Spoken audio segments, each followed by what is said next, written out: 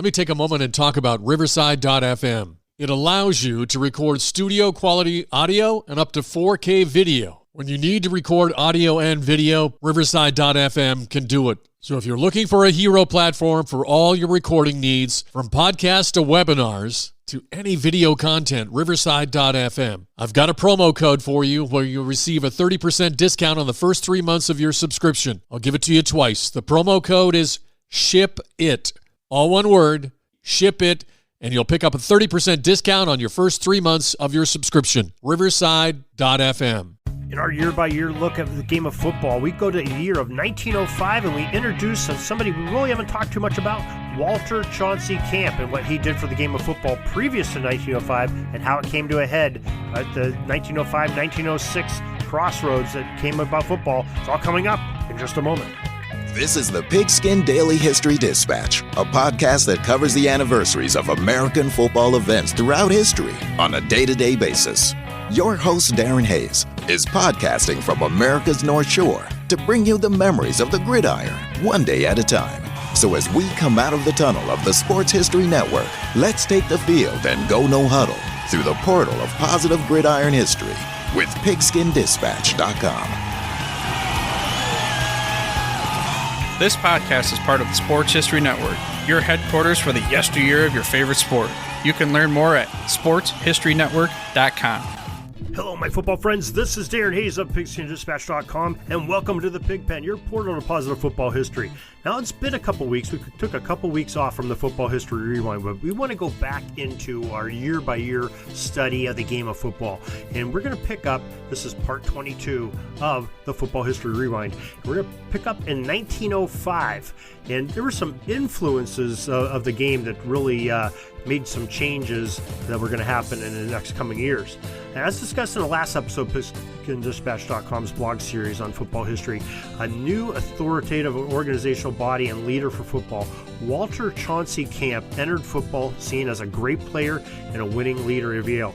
The allure of the McGill versus Harvard matchup in May of 1874 had a profound influence upon Walter Camp, even though there appears to be no evidence that ties him directly to these games. Nevertheless, Camp promoted rules changes in the IFA that would institute certain characteristics that occurred in that two series of games played under IFA rules. The first was that the number of players per side would be reduced from 15 to 11. Remember, McGill had only 11 available to play against Harvard in 1874. And the second development that Camp latched onto was the Rules Committee proposal of 1882 was to institute a system of downs. The original rules on downs allowed the offense 3 attempts to advance the ball 5 yards. But in 1906, the distance was changed to 10 yards, and a 4th down was added in 1912. Now, Walter Camp also introduced a standard-sized playing field to the game in his early years on the IFA Rules Committee. All fields were to be 110 yards long under the new rules. Until this yardage was different from almost every field that you went to. In 1888, tackling below the waist had been made illegal by the recommendation of Camp. The IFA disbanded in 1894 and was replaced by the Unnamed Rules Committee headed by Walter Camp and other representatives of the predominant Eastern schools, including John C. Bell.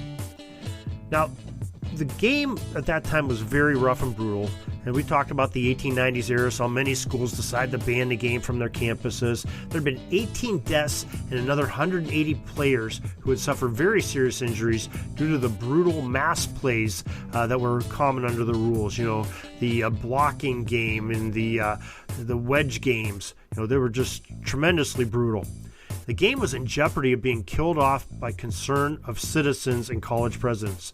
Their concern was real to worry about too, as statistics at the time showed that football was among the top most dangerous recreational activities going on that day. Now, we talked about to author Timothy Brown, who wrote that great book, The First 150 Years of Football, When Football Was Football.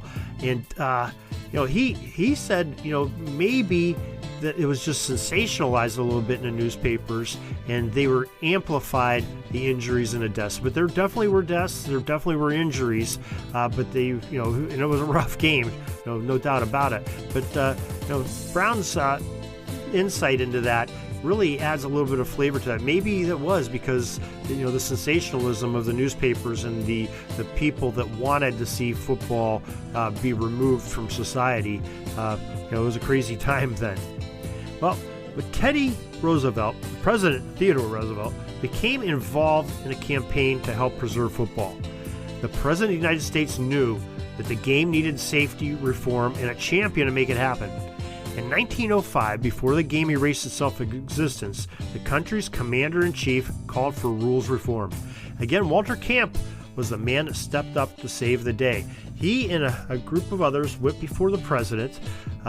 Roosevelt, didn't recommend any changes, just said, hey, guys, this has got to change, or, we'll outlaw it. They're going to end it because none of us here in this room want it to happen, but there are plenty of others out there that do want it to happen. You've got to change this game. Now, you can read all about the most major facelift of football in part 23 of this series, which is coming up next week. But football is saved for future generations. Right here on PigskinDispatch.com, your place for the good news about football. And we were able to give this in-depth look from so long ago in history by careful research, using some authors that really know about the game, especially contemporary to that period. It's the best source. So a very special shout out to our main source of reference information for this article. It's from Park H. Davis in his 1911 book, Football, the American Intercollegiate Game. And also, Timothy Brown, I told you about the how football became football book, first 150 years. Also a great book on early football, two that I highly recommend you read and take a good look at, because they both bring up some interesting points of that such an interesting time in the game of football. And it was on the verge of extinction. But we'll come back next week. We'll talk about what started to change in the movement to make football the game it is today and to save it from being kicked out of all the schools. Now, we thank you so much for joining us today.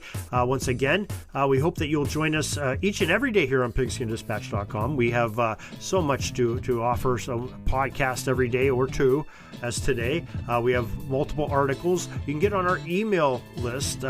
We have some links in our show notes that you can get on the email list for, and you'll have everything sent right in your email inbox every day shortly before 7 a.m. Eastern, and you'll see all the great things that are coming from Pigskin Dispatch, from the JerseyDispatch.com, Sports Jersey Dispatch podcast, and also the audio drama that we're involved with. Orville Mulligan, sports writer, will have some great things happening with that too.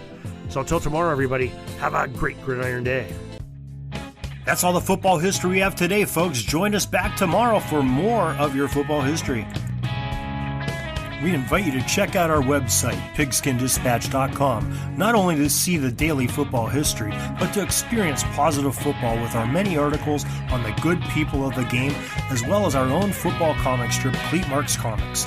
PigskinDispatch.com is also on social media outlets, Facebook, Twitter, Instagram, and don't forget the Pigskin Dispatch YouTube channel to get all of your positive football news and history.